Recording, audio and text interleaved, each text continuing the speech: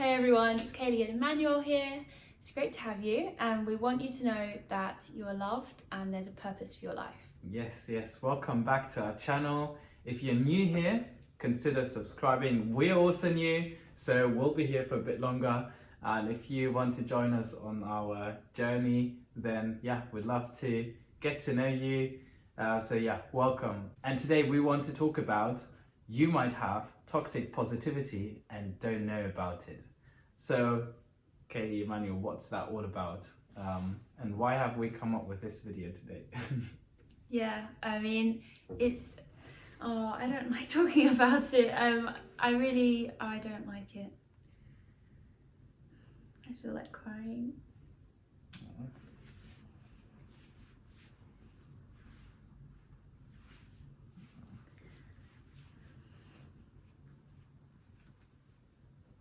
Should I say something? No, it's okay. And maybe that can also go in. This can also stay in.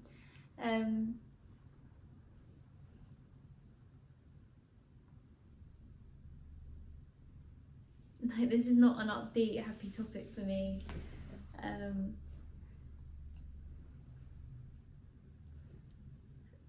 Toxic positivity is something that I've really been impacted by growing up, and the definition of it is when we as people basically hide our real emotions and we pretend to be happy. And when I was pretending to be happy, it's very well intentioned, and actually it did help me to feel more positive. And so being positive in and of itself is not a bad thing, but when being positive, you're actually ignoring your underlying and other emotions and other problems. When you start to be so positive that it covers your real experience, that's when it becomes toxic positivity. And the result of that is inaction. Or like the thing that makes it toxic is inaction. Yeah. So because in being so positive that you ignore what's happening means you don't also, or it can mean, it can either mean you don't address it, or because you don't address it, it becomes toxic. Yeah, and we want to share a little bit about how it was for us, and also give 3 examples of very practical scenarios where people can be toxically positive and therefore take inaction, which can be harmful for them, also for the people around them. The impact on your life and the impact toxic positivity has is on a scale, and some examples maybe they're a bit more low impact, and some areas it's really high impact. And I think for me it was quite high impact on my mental health, on my personal well-being, because I was trying to be so positive that I ignored abusive behaviour that was happening in my family towards me, towards my mum, and I would hope and I would focus on the things I'm grateful for, and I would hope for things to change, but I didn't share with others, and I think really talking about it was the only thing I could have done, and that I didn't do because I was told not to, but maybe also because I didn't think of it, because I was too focused on trying to be positive and ignore the bad things that it didn't come to my mind. It was like you would tell yourself, one day it will be okay. Yeah. And all I have to do is fight through until this day has come. Yeah, and that the right thing to do is to fight through until the day comes, until it changes. But in your own head only. Yeah, and also because I took it that it's my job to look after my own emotions, I decided I would tell myself that if I'm not happy, then that's up to me personally to change that.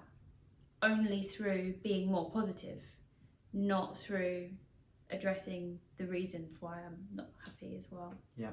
So I think the root of that is really, really positive, and I mean we find that in the Bible, and I've always been inspired by Paul. He's saying in the letter to the Philippines, he's saying that in any scenario, whether he's rich or poor, whether he has loads of materials or whether he has nothing, he will be content. He will be content in God because he knows that God is the provider, and he has everything that he needs in God. And this has always been like really inspiring to me too. But that's not the whole of the story, because there can be situations where, it is your responsibility to not just have a perspective, but to do something about this scenario, to do something about the situation. You can change the situation, and sometimes you have to. That is your responsibility. Yeah, and that's a bit like where it comes in with faith without works is dead. You know, we have faith and we hope for better things, and along with that we take action on things. So the first one being family, what Kayleigh just shared, and the second one is something that I maybe can share some experience in. We all are to some extent in a work environment, and work can be all good and great, and work can also be difficult sometimes, maybe with our boss, maybe with some co-workers. There can be situations that make us unhappy, or we are not content. And I had this scenario at work quite recently where I felt like I deserved a promotion, and there was nothing really specifically showing me that I'm actually going into having or receiving a promotion, but I thought I totally deserved it. And so what I decided to do was I decided to take action, and action looked for me. I said to my manager, look, I would like to put myself forward to a promotion. I put together a case, I created this big presentation, and I sent it to him and to his manager as well. And the result of this, I think that it helped me getting to what I thought I deserved in this scenario. And this can just be one aspect of it. Can also be that, like, well, there are co-workers that are really treating me unfairly, or my boss is treating me unfairly, and toxic positivity would be, I'm doing the best I can, and I'm just quiet, and I'm just being positive regardless. But no, I think there's something that maybe we can do about this as well. Yeah. And then another example, which is quite sensitive as well, but things to do with our physical health. There's a lot of encouragement for us to accept ourselves and to be happy with the way that we look and the way that we are. And again, that comes from such a good place, and we all should definitely do that, you know, to love ourselves. But again, that can become toxic if, in deciding to love yourself and be so positive about everything, you actually start to ignore some of those other concerns that you might have, for example, about your health. You know, maybe in your diet you have loads of sugar, and that can lead to diabetes, or maybe you're quite heavy and that can have an impact on your joints. You know, maybe there are some desires that you have for yourself that you ignore and then don't take action in working towards, because this positivity has become toxic and started to actually hide what you really want. So yeah, again, we just want to encourage you to acknowledge all of the feelings that you have and ask for help with them. Think about all the things you could do to, you know, make your life look how you really hope for it to look, and not to let positivity hide those actions that you could be taking. Yeah. So I guess as a conclusion then, it's good to have a positive perspective, to be hopeful in any scenario. Yeah. But equally, it's important to be realistic about what is happening, to see it for how it truly is. Yeah. And then also to take action on what needs to happen. Yep. Yeah. Yeah. So action plus positivity stops things getting toxic.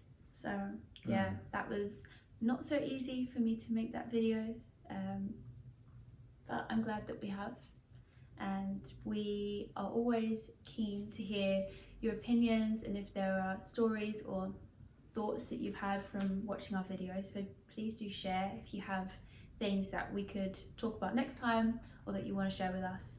Yeah, please do share, because we have already received feedback and it's been amazing. It's great to hear how you can be encouraged from what we are sharing, and also some lessons that we can pass on to you, but we also want to learn from you. So please do. Yeah, it encourages us a lot when we get messages. We love messages. We love messages. So as always, again, if this is the first time, or if you have been here before but you don't want to miss another video, then please do subscribe to our channel and leave a like, and don't forget to comment. We really look forward to hearing from you. Right, until next time. Until next time, take care. Bye.